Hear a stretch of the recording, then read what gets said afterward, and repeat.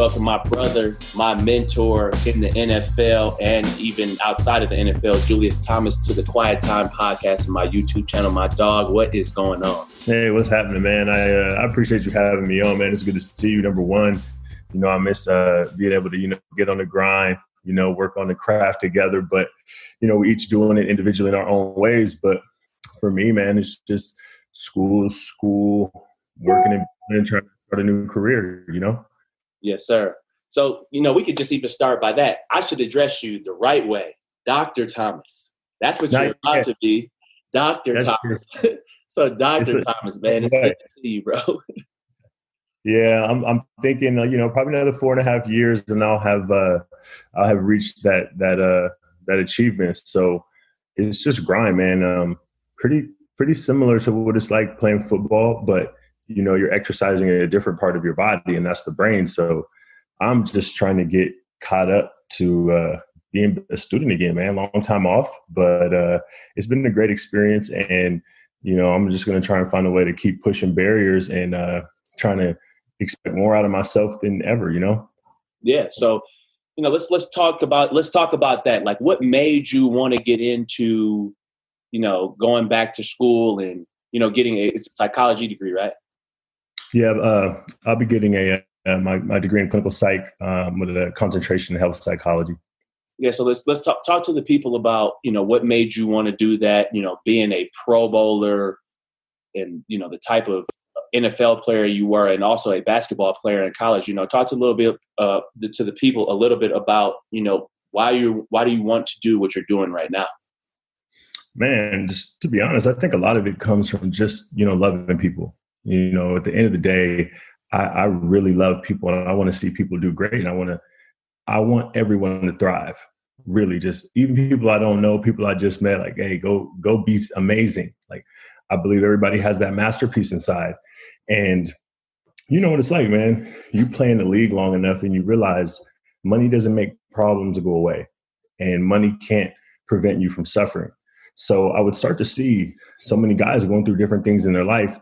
And I would sit there in the locker or on the plane or at the crib, and I would say, man, somebody needs to help. Like, somebody should come help. Somebody should. And then I heard myself saying somebody. And I started thinking, maybe this is something I should investigate. And, I really put a lot of what I've been able to do in my life, it all comes from my faith. And when I was retiring, I was just, spending that time with the Father. What's next? What do I do? What is it? What direction should I head towards? And I just kept getting this like ping, like, maybe think about going back to school. Maybe think about getting that doctorate. Maybe you think about going to learn science. And me, man, I could keep it real since, we real ones. I'm like, boy, I'm retired. I'm 30. I've been on the grind for 30 years straight. I'm about to travel the world and put my feet up, check out resorts all over the globe. But I started thinking about what it would allow me to do. Not a lot of guys that grew up in Stockton, California, not a lot of guys that play football in the NFL have an opportunity and the ability to get a doctorate. And I started thinking about how you always have that opportunity to be that role model, to be that person that can break that barrier. I think Kobe said it best. One of the things that he can't stand seeing is how athletes allow others to tell them that this is all they can do. And the more of us that decide to continue to push outside of what's accepted, large, athletic, black man athlete, it makes sense. But can you be intellectual? Can you sit down in a room and have conversations with people when they leave that room and they say, wow, you spend some time developing yourself mentally as much as you have physically. And, I'm never going to stop pushing. So I had fun route, have a good time, or continue to find another mountain to climb. And it's hard, but that's what I signed up for. Yeah. And I think you really enjoy that. Even in the NFL, it always comes back to mindset with you. And that's something that you helped me with early on. And you told me after my practice squad year, if you really want to get right, come out to LA. Don't go back to Michigan State. That's where you're comfortable. That's what feels good to you. Come out here and get this real work. And I go on in the next preseason to have a great preseason because of the work that we put in. And yeah, I had to stretch myself mentally and physically by getting out of my comfort zone. But when people do that, things pay off. And I feel like that's what you're doing now. And you're serving people. And that is really where the rewards are, is serving other people and seeing other people flourish. So yeah, I think that's super awesome. So, that Kobe mindset is something that we both love to talk about. Tell me why you always look to Kobe Bryant, or, why you look to him for inspiration and motivation. I think it's important in life to really develop a mindset, a mentality of the circumstances do not matter. So many people are driven, or they're capped by the circumstances. Man, if only this wasn't happening, if this life event wasn't this, I would have. Like I honestly, I don't like to hear any of that. I don't accept it. Decide what it is you want, and make the world give it to you. And we all have that ability. It's not easy. It takes constant work, but that's what Kobe emulated every single day. He woke up obsessed about trying to be the best basketball player he could be, and then he sacrificed for it.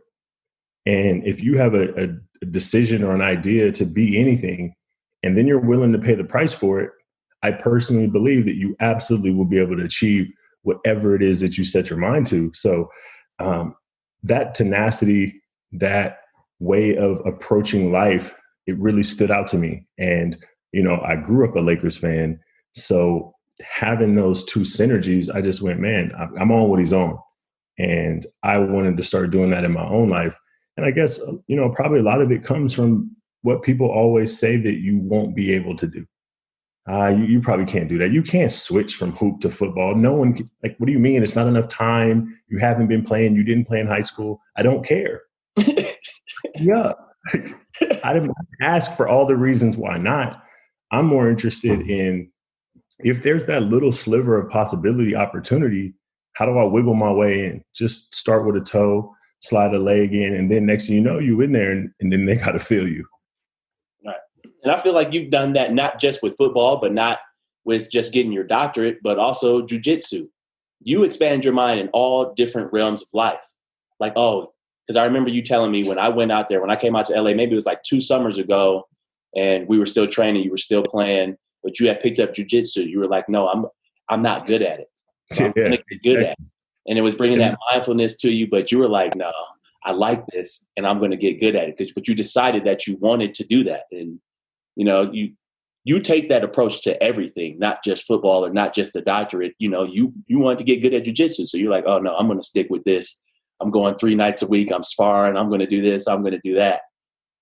No, I mean, really, I really started to develop this idea of, instead of me always trying to do what I'm really good at, or always trying to find another avenue where I'm really well trained or well prepared, what if I started looking for the things in life that I'm worst at?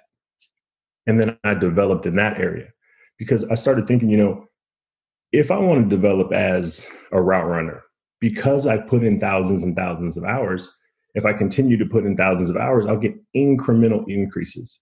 Like, to go from like a 94% to a 95%, that takes a lot of hours, small gain. But when you look in the mirror and you ask yourself, am I dedicated to a pursuit of excellence or not?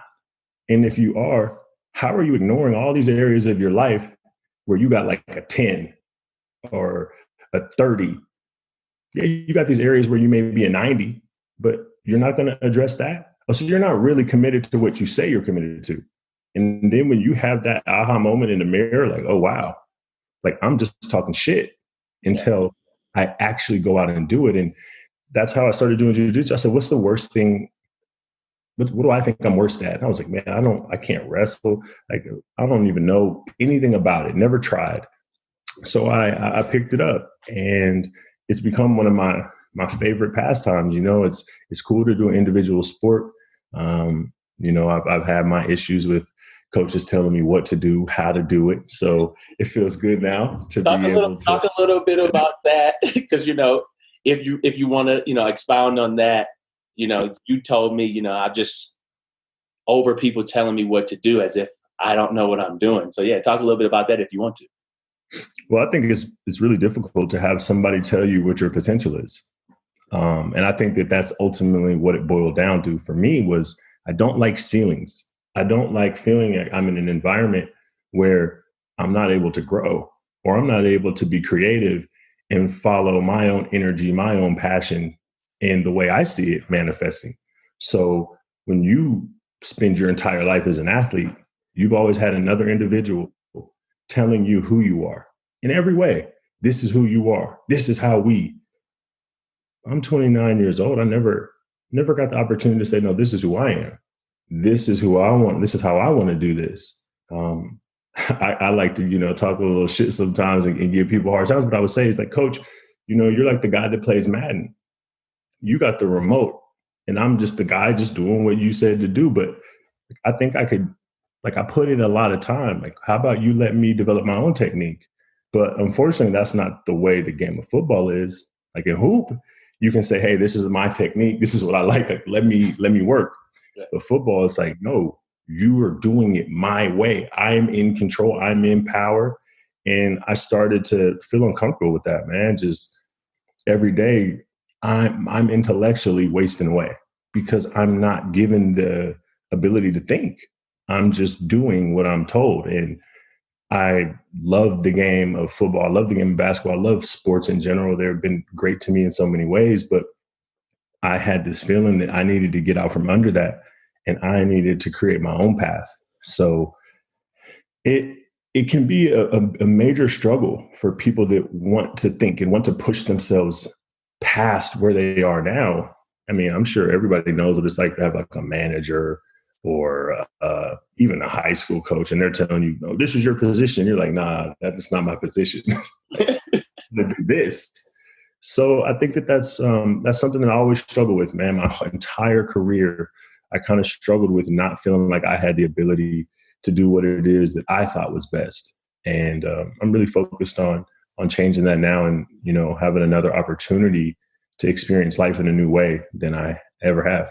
Yeah, going back to that growth mindset and what you said and, you talking about the jiu-jitsu, that made me think about something I'm doing right now with myself. I would just, all the whole month of May, I said, I'm going to get a singing coach. I've always wanted to sing and sing the right way. There you go. The whole month of May, I got a singing coach 4 days a week. And I didn't try to go like hour sessions every day, 20 minutes a day. Bam. And I've already seen an improvement in my voice. Now, I'm not trying to go be a singer or anything like that, but firing that neuroplasticity within your brain to learn something new that I'm not good at all, to show people that you don't have to have that fixed mindset. You can achieve really anything you want to. It's not going to be easier overnight. But if I want to learn how to sing, I'm not just going to say, oh, I can't sing. No, I can. I'll find a way. I don't have to sing like this person or this person. I'm going to sing like me. So, you know what I'm saying? And like, I would ask you, what's your singing capacity? What do I think it is? Yeah. I mean, do you know what your singing capacity is? No, I don't know. I'm learning. That's my thing about everything in life. People don't want to pick up new things because they've already decided how good they're going to be at it before they've ever tried it. Yeah. If you don't know your capacity, go try it. That might be the best thing you ever did. But you let fear keep you on the sideline. And once you start realizing that life is all about this emotional game that you have to win within yourself. And if you can't win that emotional game, you can't grow. And you have to have courage and you have to always be creatively looking for ways to get better. So I love what you're doing. All right, you know what? I'm sitting here thinking in my head, what if I tried singing? Yeah, why am I not trying it? I don't have to go try and outdo Usher tomorrow, but I'm gonna put in a little bit of time every day, and I promise, I guarantee you, I'll be better than when I started. 100%. Even when I go back and watch the videos, just in the 14 days that I've done it, it sounds way different.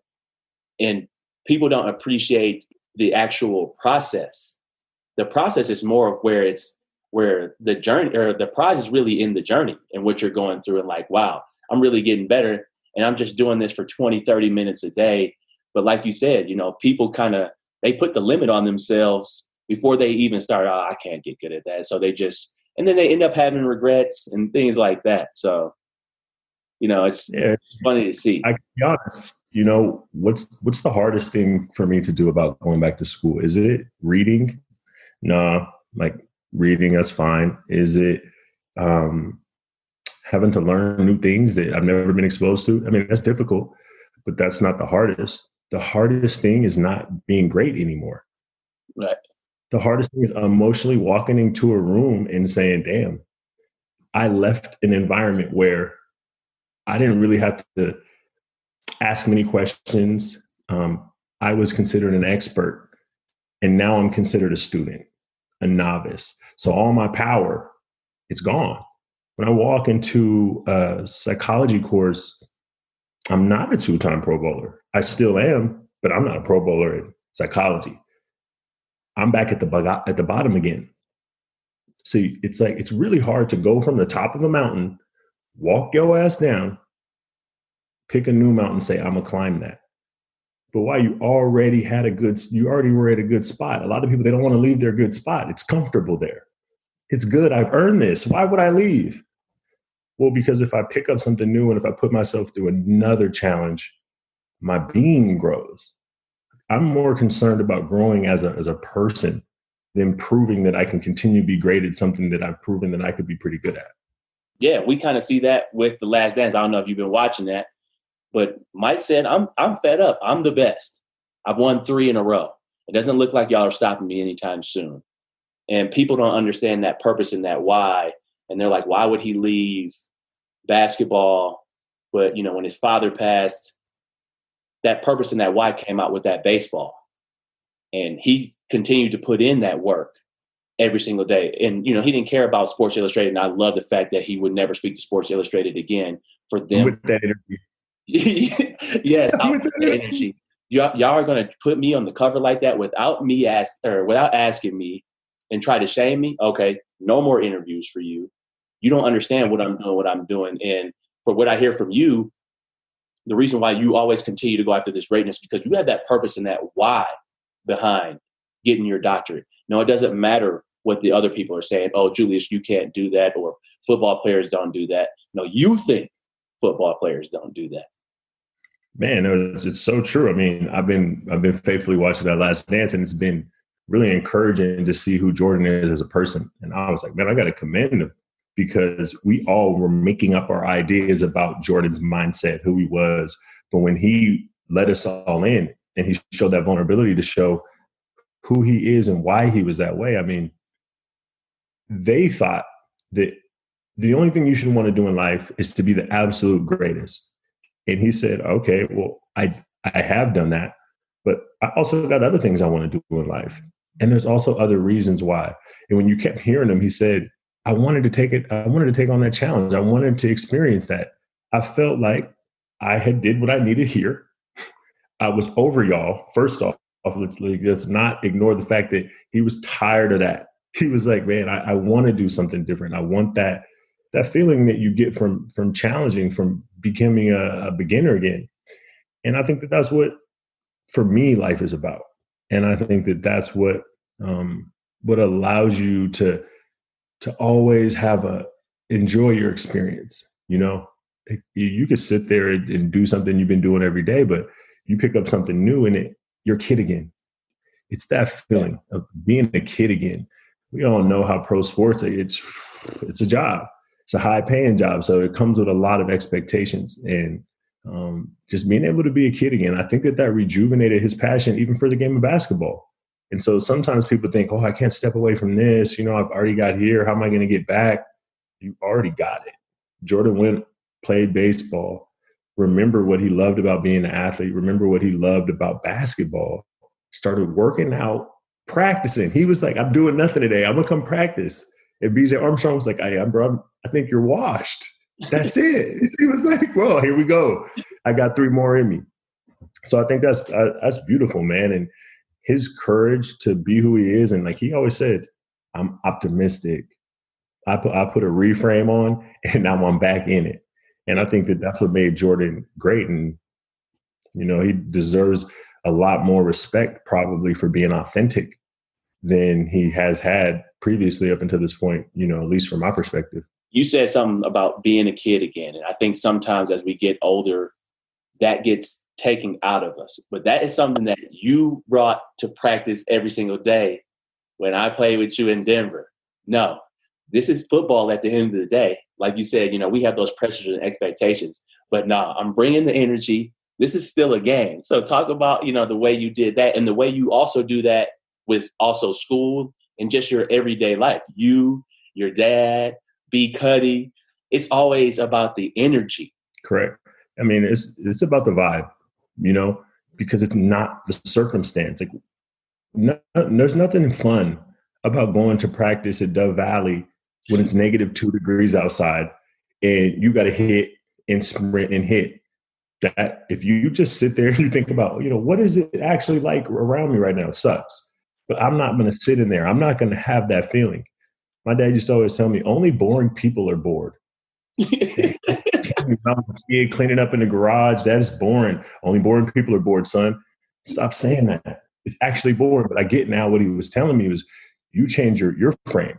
And I like to bring energy to every environment I'm in. Like, no one's going to sit here and have a bad time. So when I come to practice, I'm looking for a way to have some fun. If that means I got to go over there and talk some shit to the DB coach, that's what I'm going to do. If that means I want to go ask the O-line coach something funny about what I thought he was doing in the meeting, I want to keep the energy up.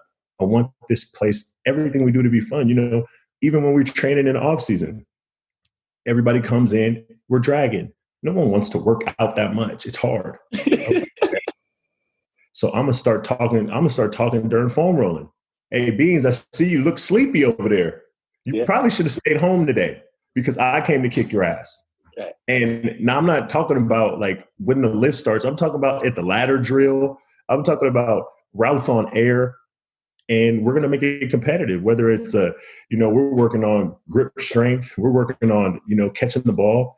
Everything is going to be that friendly, competitive competition that creates good energy in that atmosphere. And you actually get better that way, in my opinion.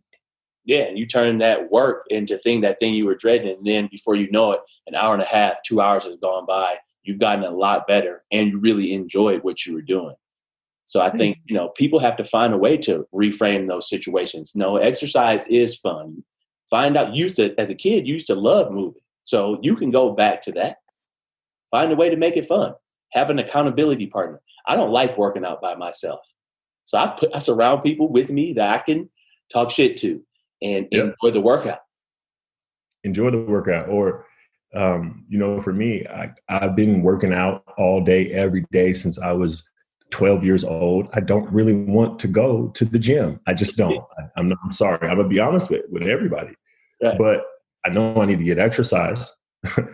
I know that's still an important health behavior. So I just go to jiu-jitsu and I get 2 hours in of training and there's my exercise for the day. And then on another day, I'm like, you know what, let me go take a walk. But I think walking is kind of boring, honestly. So, that's right. But I could put that audio book on.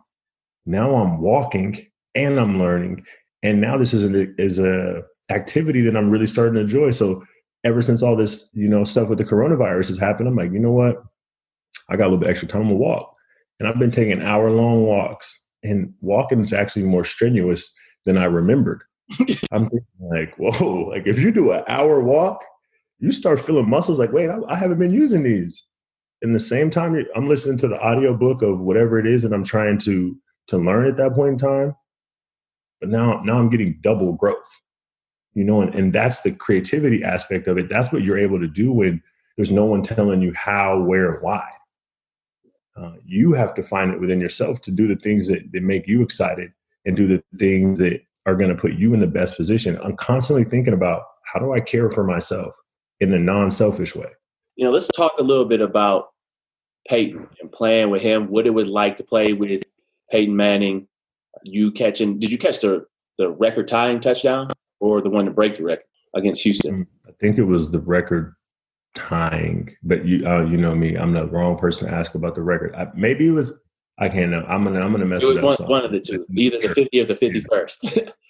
But yeah, talk about I think it's very important for people to understand how to look at leaders, how to follow first before you can lead, understanding the importance of mentors and people around you, like really paying attention to their habits, the way they go about their business, things that I've learned from you, but also Payton. Talk a little bit about like what you learned from him and, catching passes from him.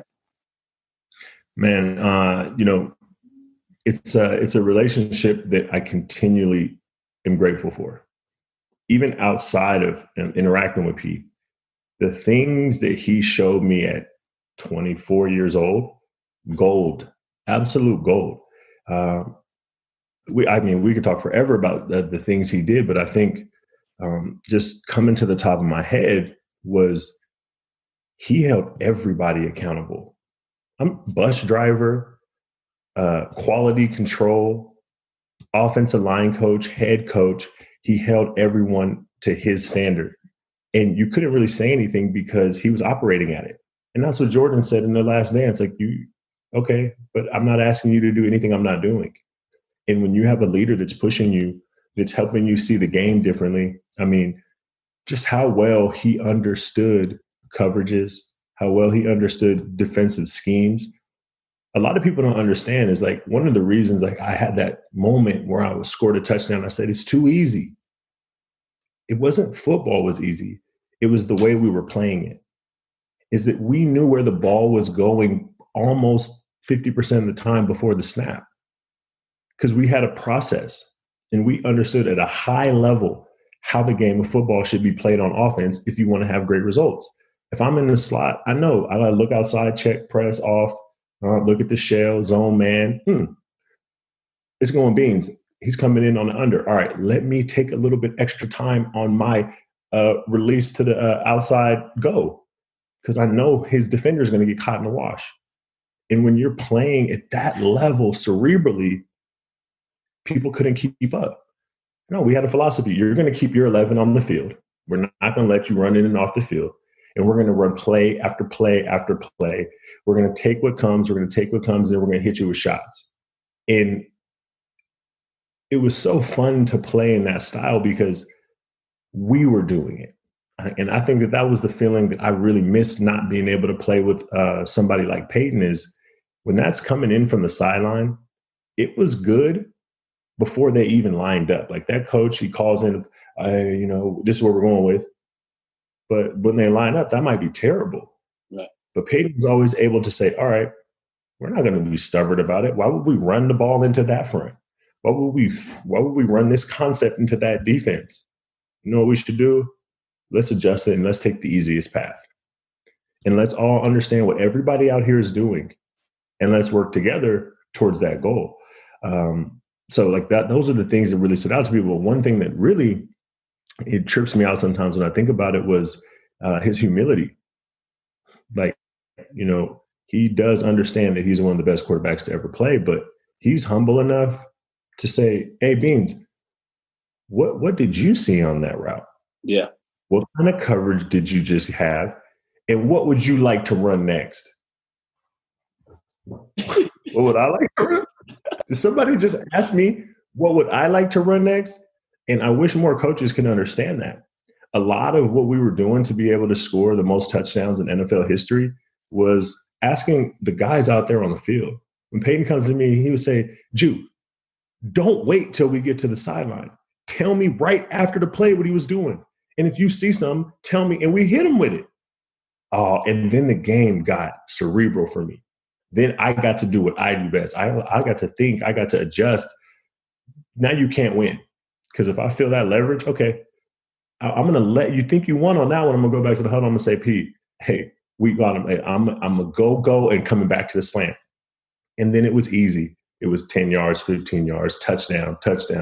So I think that that's one of the things that made him a great leader was understanding that once he built the people around him to be able to understand the way he sees the game, he then asked them, what do you want?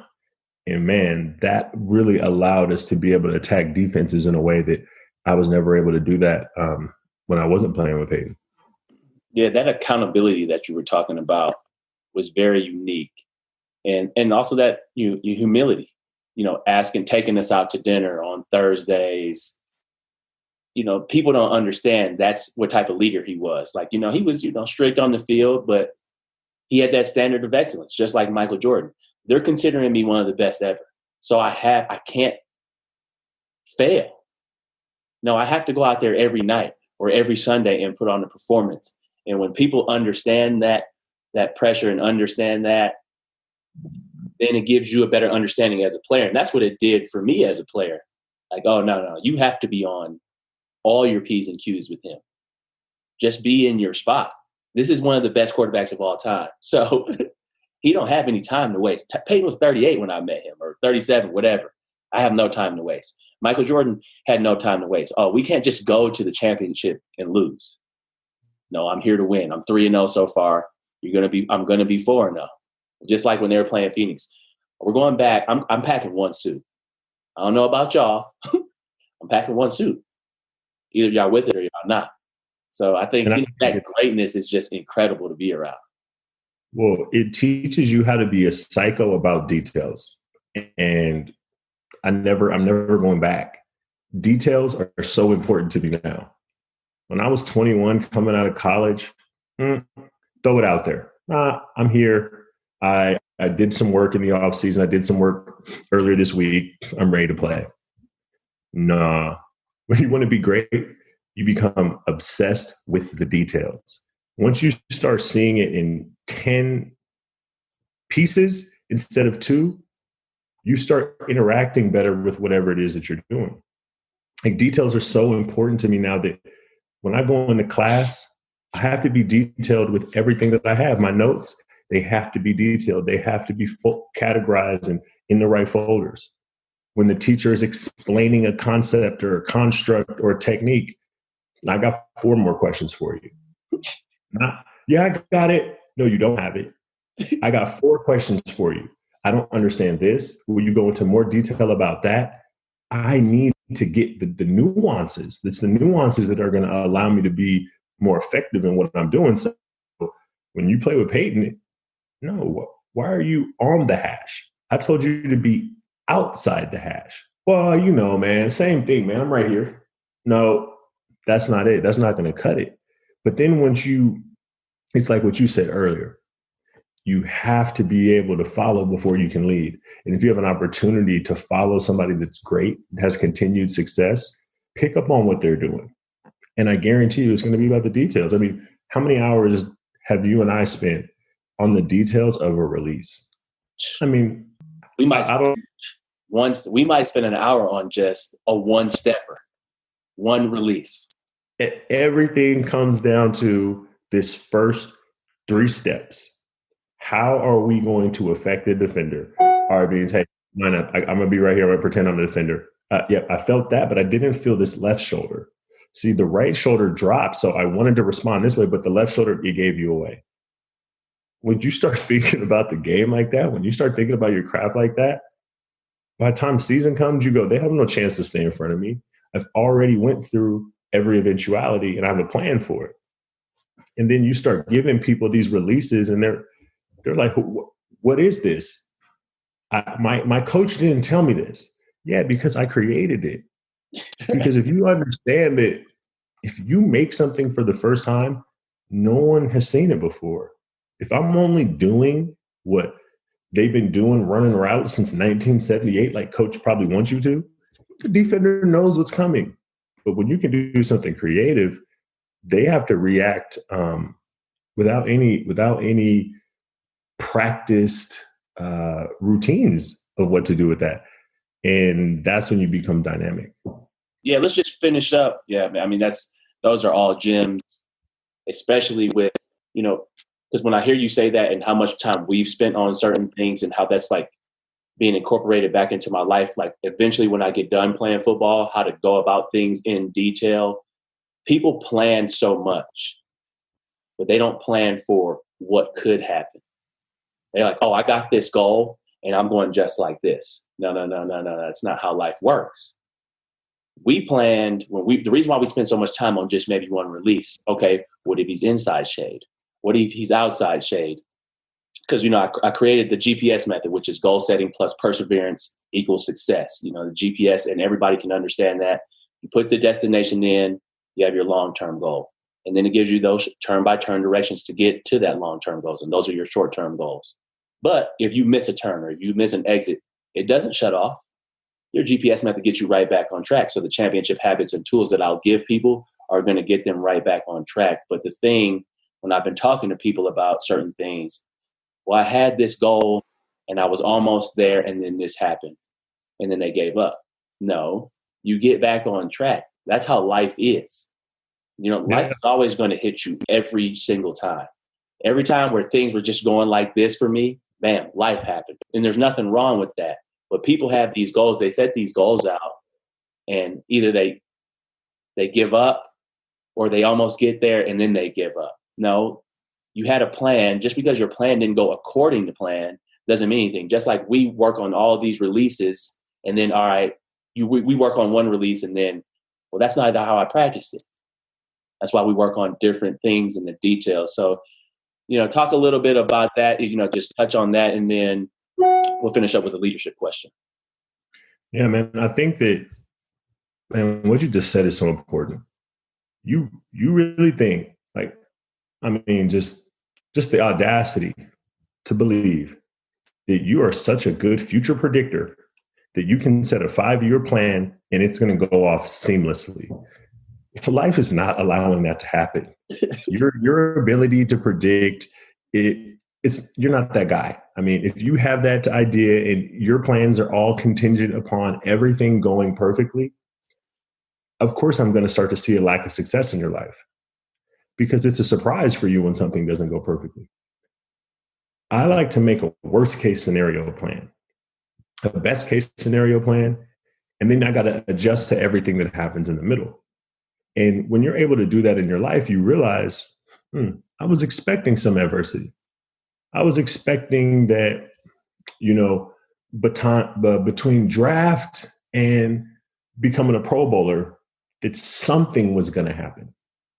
Now, I didn't know what it was going to happen. I didn't know that I was going to have an ankle injury on my first catch and miss 2 years of football. Nah, you can't predict. You can't plan for that. All you can do is respond to that. And only way I knew how to do it was to say, nothing is going to get in my way right here. Every reason for you to pack it up and get out of town is right in front of you. And you have to develop the mindset of the circumstances do not matter. I have decided I'm going to do something and I'm going to find a way to make it work with the pieces I have on this table right now.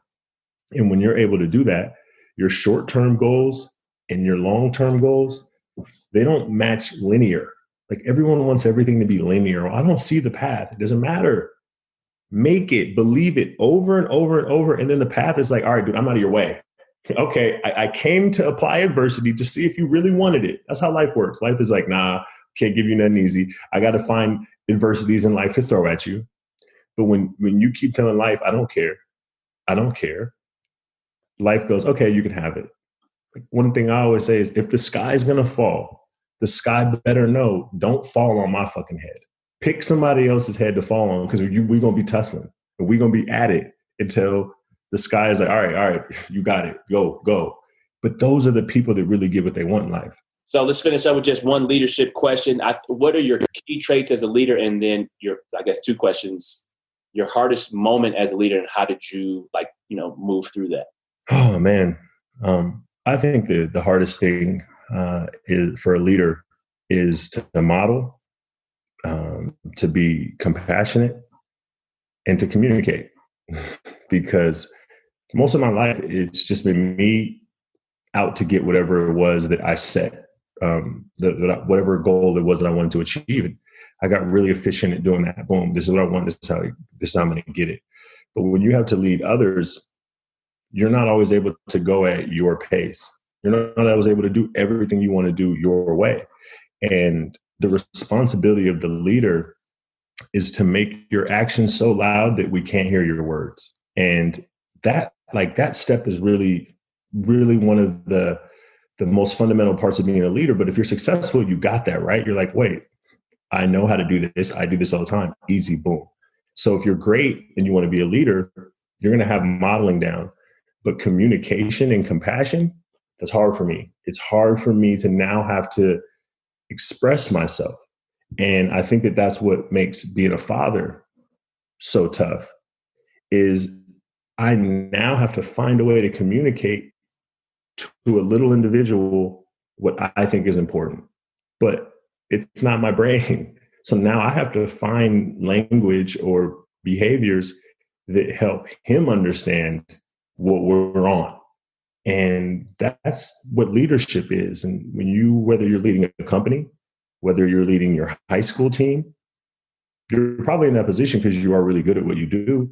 But a lot of leaders, they suck because they're only just good at what they do.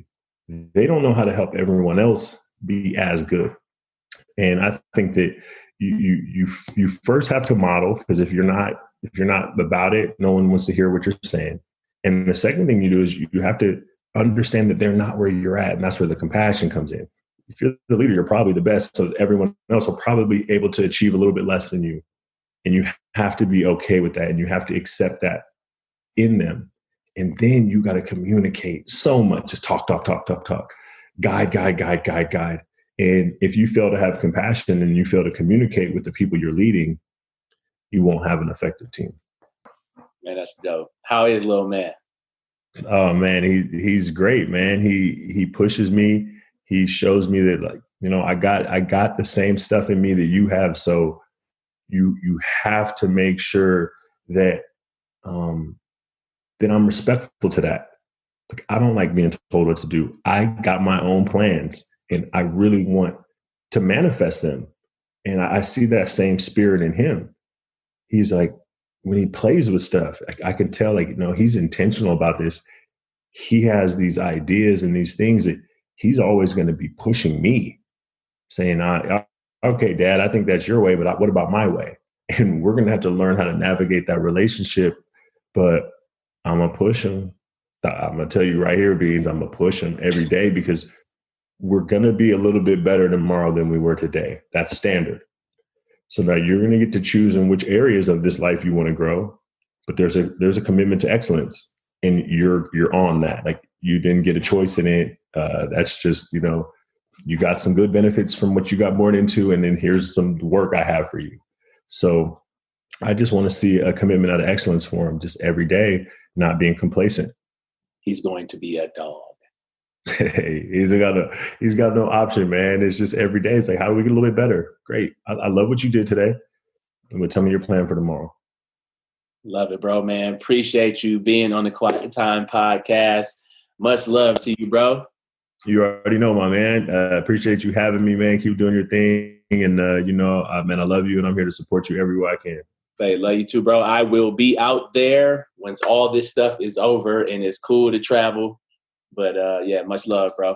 You already know. HF boy. All right, bro.